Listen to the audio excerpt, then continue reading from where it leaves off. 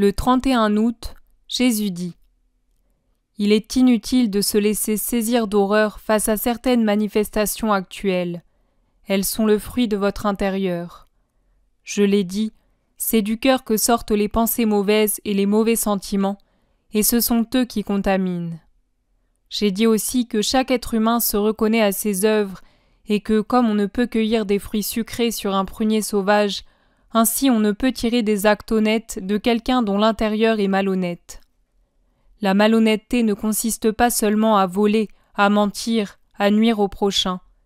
C'est malhonnêteté que de manquer à ses devoirs envers Dieu, de lui voler ce respect aimant que l'être humain doit à son Créateur. C'est malhonnêteté que de se servir de ses dons pour de mauvaises actions. Tous ces dons, et en particulier le don de la vie. Maintenant, regarde et juge par toi-même le mauvais usage que vous faites de la vie que vous donne le Père. Regarde et juge le mauvais usage que vous faites de votre corps, dans lequel respire l'âme, temple réservé à Dieu, où réside l'esprit qui devrait se consacrer à comprendre la loi de Dieu, comme le cœur devrait s'occuper à l'aimer et à la pratiquer. Au lieu de cela, que faites-vous ? Vous résistez aux voies du Seigneur, aux souhaits du Seigneur, aux commandements du Seigneur, à la volonté du Seigneur. Tels des béliers sauvages, vous opposez votre dureté et votre révolte, deux cornes bien pointues, à chaque invitation de Dieu. Vous vous ruinez, mais vous continuez à résister. Et vous vous dites chrétien ? Non, vous ne l'êtes pas.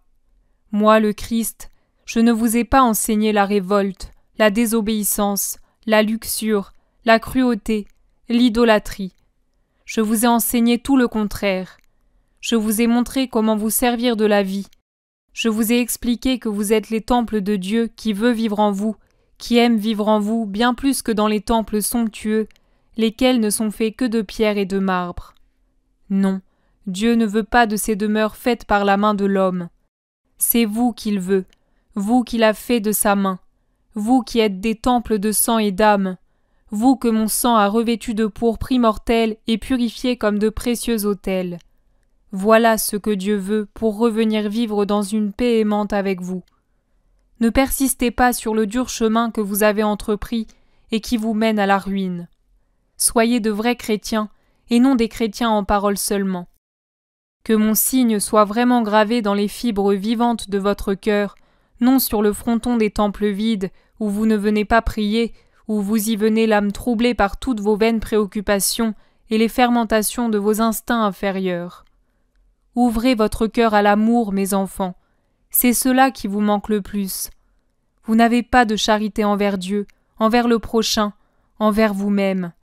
Oui, envers vous aussi, car vous tuez votre âme. N'oubliez jamais que les tentations sont inévitables, mais elles ne font pas le mal. Le mal, c'est vous qui le faites quand vous leur cédez. Et ne dites pas qu'elles sont plus fortes que vous. Non. Le Père donne en fonction de ce que vous pouvez donner. La tentation exige 10 de force pour qu'on y résiste. Dieu vous en donnera 10 et même plus. Le problème, c'est que vous ne cessez de désirer céder au mal.